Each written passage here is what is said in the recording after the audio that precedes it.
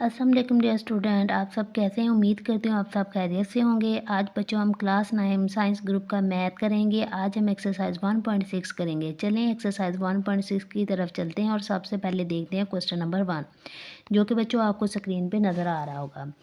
सबसे पहले क्वेश्चन करने से पहले सबसे इम्पोर्टेंट बात ये होती है कि हम सबसे पहले सवाल को बहुत ध्यान से पढ़ें, क्योंकि सवाल में पूछा गया जा रहा है। उसके बाद ही हम इसको मज़ीद सॉल्व करेंगे। सबसे पहले हम देखते हैं, काल्बों की मदद से अगर मुमकिन हो तो लीनियर मसावात के जोड़ों में से मुतग़य्यरात एक्स और वाई की कीमतें मालूम करें। काल्बों के मकूस की मदद से और क्रैमर की मदद से। सबसे पहले हमें ये देखना है कि सिस्टम ऑफ लीनियर इक्वेशंस होता क्या है।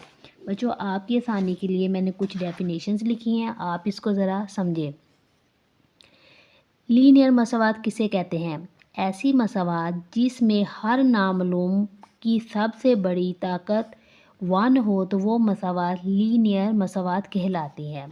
बच्चों, अब ये देखें, सबसे पहले मुतग़य्यर की, इसमें ये देखें एक्स वाई, इसकी जो पावर है इसके ऊपर कुछ नहीं है तो इसका मतलब 1 है।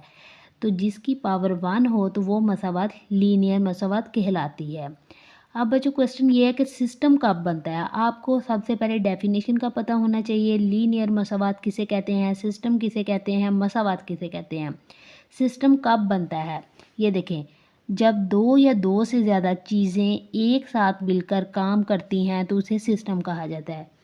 ये देखें, जैसे ये दोनों, अब ये दोनों एक सिस्टम बना रही हैं, ये मिलकर काम कर रही हैं तो इसको हम सिस्टम बोलते हैं। अब नेक्स्ट आपको समझने की ज़रूरत है, मसावात किसे कहा जाता है। ये देखें, जब दो चीज़ें या रकूम आपस में बराबर होती हैं तो उसे मसावात कहते हैं। आपने सिंपल ये याद रख लेना है, जिस भी क्वेश्चन में दो निशान ये वाले, इसको हम बराबर भी बोलते हैं, इक्वल भी बोलते हैं, ये हो तो इसको हम मसावात कहते हैं।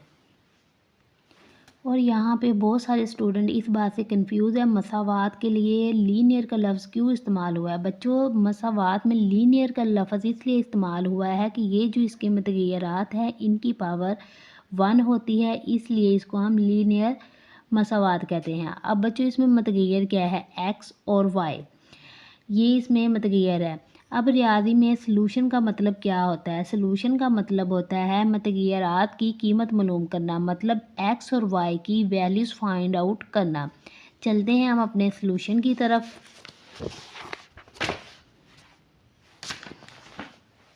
देखें, क्वेश्चन देखें, काल्बों के मकूस की मदद से इसको हल करें।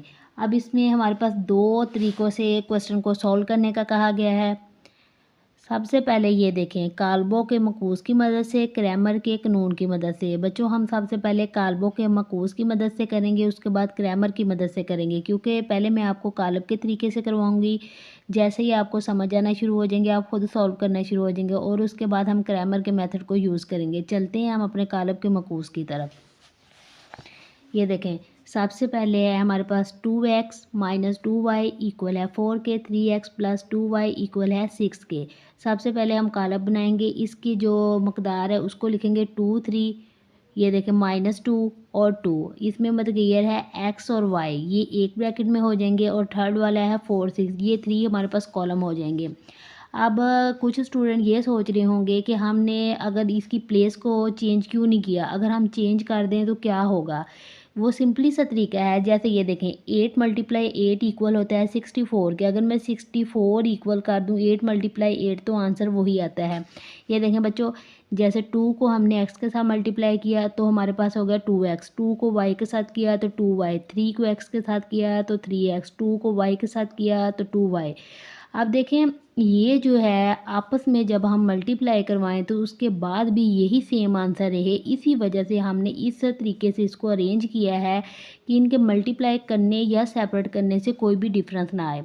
अब हम इनको एक नेम दे लेते हैं, क्योंकि इनका भी कोई नाम नहीं, इसको हम ए का नेम दे लेते हैं, ये एक्स वाली इसको एक्स का दे लेते हैं, ये इक्वल है, ये बी का बी।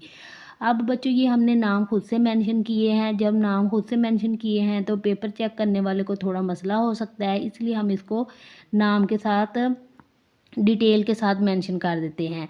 पहली इक्वेशन को हम ए कहेंगे, इसको हम एक्स बोल देंगे, इसको हम बी बोल देंगे।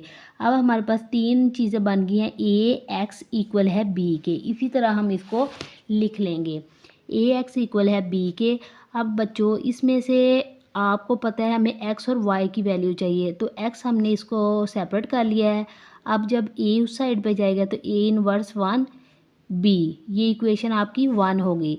अब बच्चों इन्वर्स 1 लेने का मेथड ये होता है कि सबसे पहले हम डिटर्मिनेट लें, डिटर्मिनेट लेने के बाद जो आंसर आता है उसके अकॉर्डिंग ही हम आगे चलते हैं।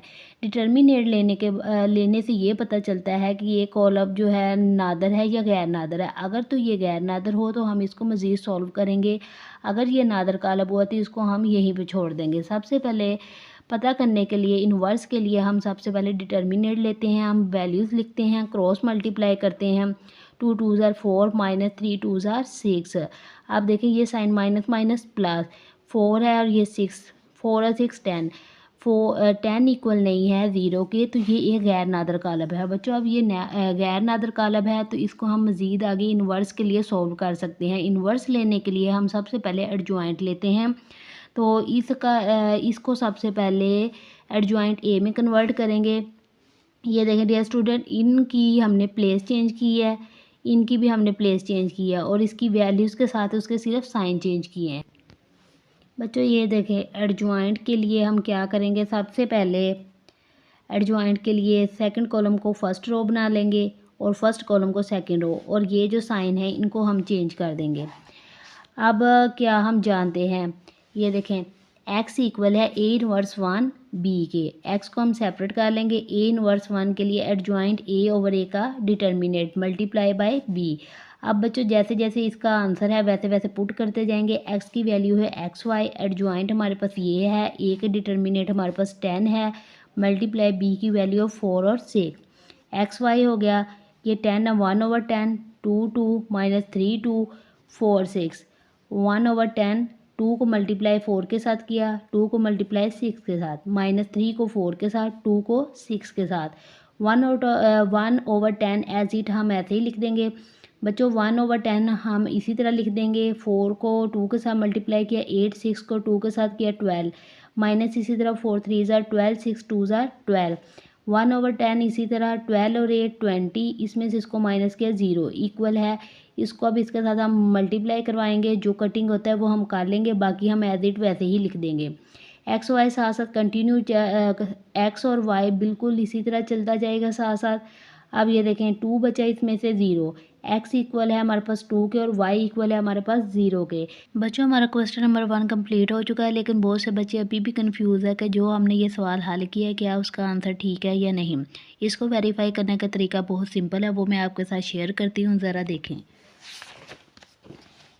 बच्चों वेरीफाई करने के लिए आप अगेन से क्वेश्चन लिखें, जो x और y की वैल्यू आई है इसमें पुट अप कर दे। ये देखें 2 का 2, x का 2 माइनस 2, y की 0 इक्वल है 4, 3 की 3 और x की वैल्यू क्या है 2 प्लस 2, y की 0 इक्वल है 6 के।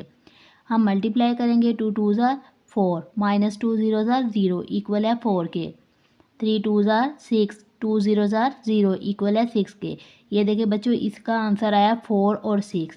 ये देखें 4 और 6 ये दोनों b के इक्वल हैं, इट्स में आपका आंसर बिल्कुल ट्रू आया है। चलते हैं अब अपने क्वेश्चन नंबर 2 की तरफ। 2x प्लस वाई इक्वल है 3 के, 6x प्लस 5y इक्वल है 1 के। सबसे पहले हम कोफिशिएंट और वेरिएबल लिखेंगे। कोफिशिएंट ये होते हैं, अददी सर को कोफिशिएंट बोलते हैं, 2 6 1 5, और ये जो है वेरिएबल x और y 3 1। अब इनको बच्चों पहले की तरह a का नेम, x का नेम, b का नेम। अब जैसे आपने लिखा हुआ सेम वैसे ही लिखें, ax इक्वल है b के। अब जब हमने x को सेपरेट करना है तो a जो है उस साइड पे जाके इन्वर्स हो जाएगा b। अब बच्चों इन्वर्स लेने के लिए आपको लेना पड़ता है एडजॉइंट, a इन्वर्स इक्वल है एडजॉइंट a ओवर a का डिटर्मिनेट। a इन्वर्स लेने से पहले आपको a का डिटर्मिनेट लेना होता है। डिटर्मिनेट लेने के लिए आपने ये बार लगानी है, a की वैल्यू लिखनी है और क्रॉस मल्टीप्लाई कर देना है। 5 2 ज़ार 10 माइनस 6 इक्वल है 4 के। जब बच्चों इसका आंसर अगर ज़ीरो आ जाए डिटर्मिनेट का तो ये एक नादर कॉलब होता है। नादर कॉलब जो है वो सॉल्व नहीं होता। अब इसका आंसर जो है ज़ीरो नहीं आया तो ये गैर नादर कॉलब है। गैर नादर कॉलब जो है वो आगे सॉल्व हो सकता है। गैर नादर कॉलब को आगे मज़ीद बढ़ाने के लिए हम एडजॉइंट ए लेंगे। एडजॉइंट ए के लिए ये देखो, ये 5 और 2 इनकी हम प्लेस चेंज कर देंगे। 5 2 की जगह, 2 5 की जगह, और इनकी हम वैल्यूज़ चेंज नहीं करेंगे, साइन चेंज करेंगे। अगर ये प्लस है तो माइनस कर देंगे, ये देखें। और बाकी नीचे जो ए का डिटर्मिनेट आया हम वही कर लेंगे। हम जानते हैं, ये देखें, जैसे हम x इक्वल है ए इनवर्स 1 b लिखेंगे। x इक्वल है एडजॉइंट ए ओवर ए का डिटर्मिनेट मल्टीप्लाई b के। ये आपने बच्चों x की वैल्यू लिख दी, एडजॉइंट ए की लिखी, ए का डिटर्मिनेट लिखा, मल्टीप्लाई b की वैल्यू लिखी। 1/4 इसी तरह इन दोनों को हम मल्टीप्लाई करवा लेंगे। 5 को 3 से, -1 को 1 से, -6 को 3 से, 2 को 1 से। अब इनको हम मल्टीप्लाई करेंगे। 5 3 ज़ार 15 प्लस माइनस माइनस 1 का 1, 6 3 ज़ार 18 प्लस 2 इक्वल है 1/4। 15 में से 1 गया 14 एंड 16। बच्चों ये देखें, अब हम जो क्रॉस मल्टीप्लाई के साथ कटिंग होते हैं वो कर लेंगे, बाकी ऐसे ही लिख देंगे। 14 मल्टीप्लाई 1/4, 16 मल्टीप्लाई 1/4, इसको कटिंग करेंगे। 2 2 ज़ार 4, 2 7 ज़ार 14, 7/2, 2 2 ज़ार 4, 2 8 ज़ार 16, 2 1 ज़ार 2, 2 4 ज़ार 8, 4। एक्स का आंसर आया 7/2, वाई का आंसर आया 4। बच्चों ये एक्सरसाइज बच्चों को बहुत ही मुश्किल लगती है 1.3, लेकिन आप सिंपल तरीके से अगर इसको समझते हुए करेंगे तो ये बिल्कुल मुश्किल नहीं है। इसलिए आप ऐसे करें, एक ही सवाल को अगर 10 दफ़ा भी करना पड़े तो लाजमी करें। और चलते हैं हम क्वेश्चन नंबर 3 की तरफ। 4x + 2y इक्वल है 8 के, 3x - y इक्वल है -1 के। सबसे पहले हम वेरिएबल और कोफिशिएंट दोनों को लेंगे। सबसे पहले हम कोफिशिएंट लिखेंगे 4 3, 2 - 1 जिसके साथ कुछ नहीं होता, माइनस होता है, और वेरिएबल है x y 8 - 1। फिर वैसे बच्चों a का नेम, x का, b का, ax इक्वल है b के, और x इनवर्स x को हम सेपरेट कर लेंगे a इनवर्स 1 b के। a का डिटर्मिनेट लेंगे, क्रॉस मल्टीप्लाई करेंगे, ये भी एक नॉन सिंगुलर है इसलिए ये आगे मज़ीद सॉल्व होगा। अगर इसका आंसर ज़ीरो आता तो ये एक नादर कालब होता है, तो हम इसको मज़ीद सॉल्व नहीं कर सकते। अब ये -10 है तो हम सबसे पहले एक एडजॉइंट लेंगे, -1 और 4 की प्लेस चेंज कर देंगे। यहाँ पे 4 और ऊपर 1 चला जाएंगे, ये दोनों प्लस के हैं, ये दोनों माइनस के हो जाएंगे। फिर हम लिखेंगे x इक्वल है a इनवर्स 1 b के। अब फार्मूले के अकॉर्डिंग जाएंगे, एडजॉइंट a की वैल्यू लिखेंगे, a का डिटर्मिनेट लिखेंगे, b की वैल्यू लिखेंगे, 1/10 साथ इसी तरह चलेगा। इन दोनों को हम मल्टीप्लाई कर लेंगे, 1 को 8 के साथ, 2 को 1 के साथ, 3 को 8 के साथ, 4 को 1 के साथ। तो हमारे पास आ जाएगा 8 + 2 -24 -4, इसको माइनस किया -6 आया। ये बड़ी के साथ जो साइन है वही आएगा, 24 और -4 दोनों प्लस हो गए 28। अब इसको 10 के साथ मल्टीप्लाई करवाएंगे, इसको हम बच्चों कटिंग कर लेंगे। हमारे पास आ जाएगा x का आंसर 3/5, y का आंसर 14/5। तो ये बच्चों हमारा क्वेश्चन नंबर 3 हो गया है। इसी तरह क्वेश्चन नंबर 4 भी सेम है, अगर आप खुद करेंगे तो ज़्यादा बेस्ट है, लेकिन मैं फिर भी आपको करवाती हूँ ताकि आपको कोई मसला पेश ना आए। Question number 4, 3x - 2y equal है -6 के, 5x - 2y इक्वल है -10 के। सबसे पहले हम पहले वाला तरीका ही अददी सार मतलब कोफिशिएंट लिखेंगे, उसके बाद हम वेरिएबल लिखेंगे, फिर हम b की वैल्यू लिखेंगे। कोफिशिएंट है इसमें 3 5 -2 -2, और वेरिएबल इसमें क्या है जी, हमारे पास x y, b हमारे पास ये सेम वैसे ही प्रोसीजर है बच्चों। ax इक्वल है b के, x इक्वल है a इनवर्स 1 b के। सबसे पहले हम इसका डिटर्मिनेट लेंगे, डिटर्मिनेट लेने से हमारा आंसर आया है 4। ये एक नॉन सिंगुलर कालब है इसलिए इसको मज़ीद हम सॉल्व करेंगे, तो इसके लिए हम एडजॉइंट लेंगे। अब बच्चों एडजॉइंट के लिए 3 और 2 की प्लेस चेंज होगी, इनके साइन मतलब यहाँ पे 2 आ जाएगा, यहाँ पे 3 आ जाएगा, ये प्लस का हो जाएगा, ये माइनस का हो जाएगा।